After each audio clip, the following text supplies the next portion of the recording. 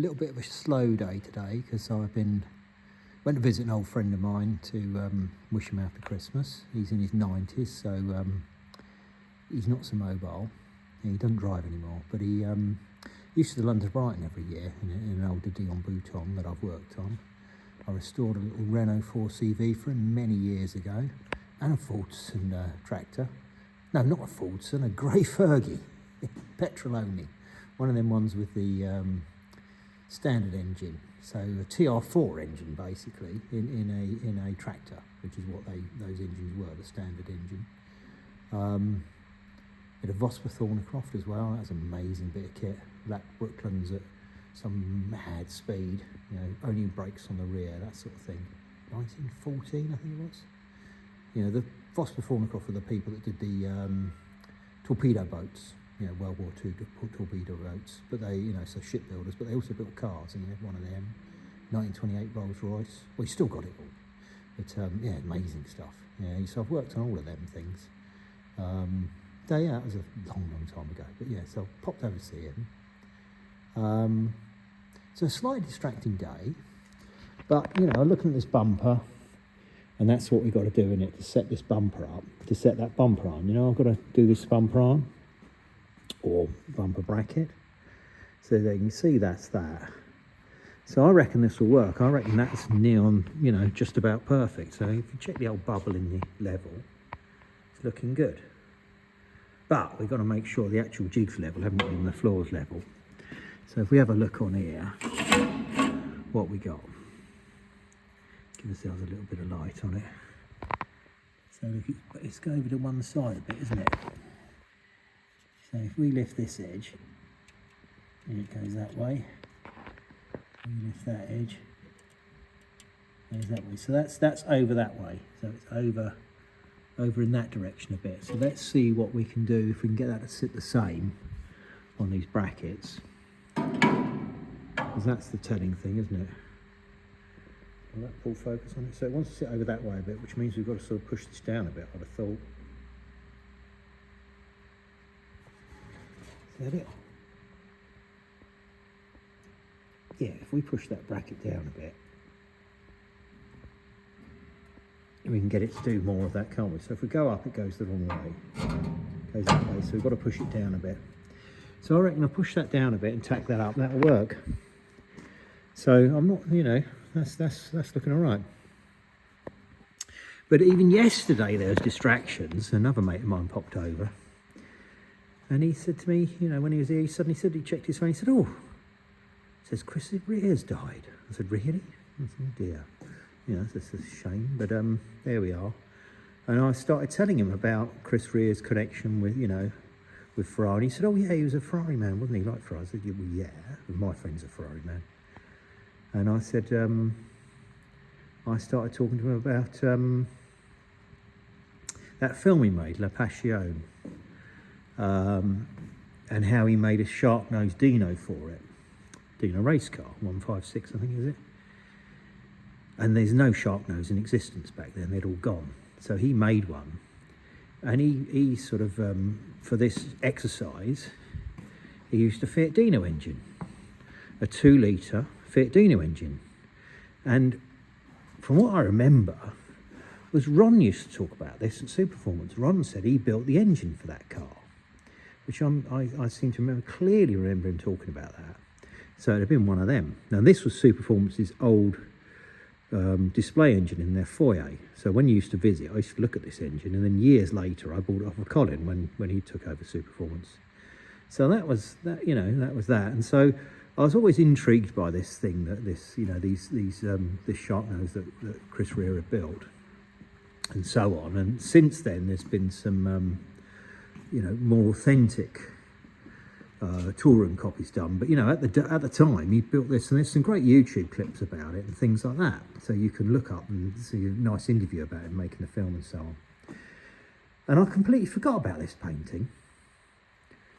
Now, I was in Whitstable, we were staying there, and I was in some silly old antique shop, and I went in there, and this was hanging on the wall, and I thought, that's quite nice, I quite like that. And it's clearly just a print and nothing particularly special. It's what it is. I think you used to get these in Wharfs back in the day. So So that's, but he's a famous guy, this one, this painter. He used to do all this sort of stuff, and I think he did like box art for airfix kits and things like that, so he's well known. Now, this is Mike Hawthorne, but I quite like this. I thought it was a nice picture, nice painting, and I sort of asked the bloke the price, which I've clearly forgotten now. But I thought, well, I could, you know, it's not too silly, you know, it's a bit more than it perhaps could be, but you know, I thought I could have that. And he said, "Oh, are you into old cars?" And I said, "Oh yeah, I, you know, restore things like Fiat Dinos, you know." And he said, "Oh, right, okay." He said, "So you like that, you know about Ferraris and things?" And I said, "Yeah." He said, "Well, you seen that film Chris Ria made?" I said, "Yeah, you know, a long time ago." He said, "Well, that was to do with that film. That was a prop in the film." And I said, "No, I'm not sure about that." He said, "No." He said, "What it is," he said, "we supplied the cars for the film. And, you know, because he used to have some sort of hire firm for, you know, for these sort of films and stuff like that back in the day." And he was on about that, wobbling on about that. And I said, "Well, my mate Ron built the engine for that Ferrari and the thing." He said, "Oh, no, we had nothing to do with the Ferrari stuff. We just did the normal stuff, the old Austin Cambridge or whatever it was that the dad drove and things like that. We just did the normal stuff." And I said, "Okay, you know." And he said, "Yeah, we used to have that in the office, this picture. And Chris Ria used to admire it when he was in, you know, and we were sort of opening a bite off us or whatever. I think he was, you know, some nonsense or something." And he said, "Oh, it did end up in the film." And I said, "Well, I don't know about that." So I sort of bought it, you know, not because of this story, just because I quite liked it. And actually I was sort of quite charmed by the story and the bloke's sort of bravado. I thought, "Oh, this is just nonsense, he's making it up."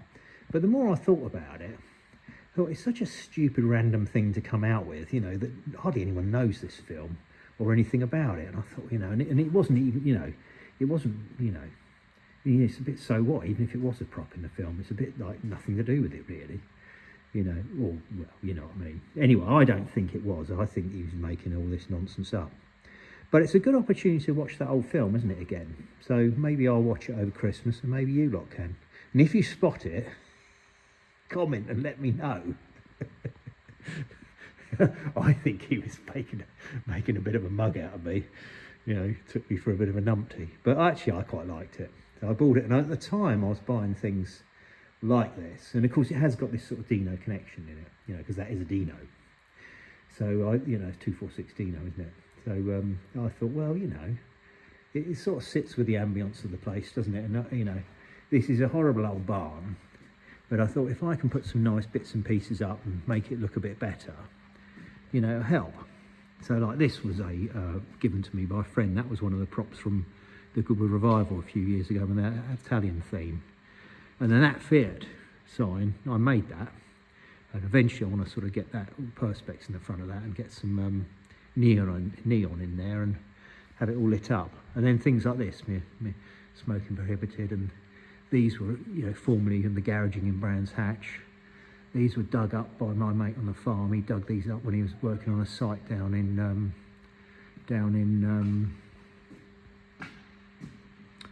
the coast, Dover. And then I say, there's my Dino engine, from the foyer of Superfomance back in the day. That was a bit of nonsense. I don't know, it's in poor taste really. But you can see, you know, I just thought, oh, if I get some old junk and set dress the place, it'll look all right, much like you would on a film set. So it all tied in quite nicely with the idea, really. I thought it's not far off the nonsense that I'm trying to, you know, not nonsense, but you know what I was doing. Anyway, I'm rambling a bit. But yeah, so you can see, you know, plethora of silly stuff. I like my photography, so that Ilford was nice. That's all backlit and lights up. Paris, Texas, one of my favourite films. And of course that's got the Ry Cooder soundtrack, which he was an inspiration apparently, Ry Cooder, to Chris Ria. And these were painted by Aldo Broverone, famous designer, who designed the Dino, the original Dino road car, the concept. Nino Baccarat's signature, or, you know, when he was doing, well, I don't know what that is. I don't think that's the Targa Flora. I don't know what that is, but he's obviously in an Aurelia, which is a cool thing. Got my shell lamp. Got Debbie, Fiona, PJ. A friend of mine gave me that, which is the Broverone. See, that is the Broverone design. There you go. Anyway, all a bit silly really. Some passes and my workshop foreman Maserati coat, and my Connor brothers, and of course that's an Oscar Wilde quote, isn't it? Or from Oscar Wilde. Our art is a beautiful lie. Anyway, the horse, Mum and Dad brought that back from Venice on their honeymoon. Anyway, plenty of stuff. My original BMX when I was a kid, I'm restoring that. A bit like most of my restorations, it's taken a while. Yes, and some Arbar stuff, as you know. I'm a bit of an Arbar fan. But not, you know, not to forget the Maserati, or anything else for that matter. All with it. Anyway, enough of that. Christmas Eve tomorrow. We'll see. Will there be an update tomorrow? We'll have to wait and see.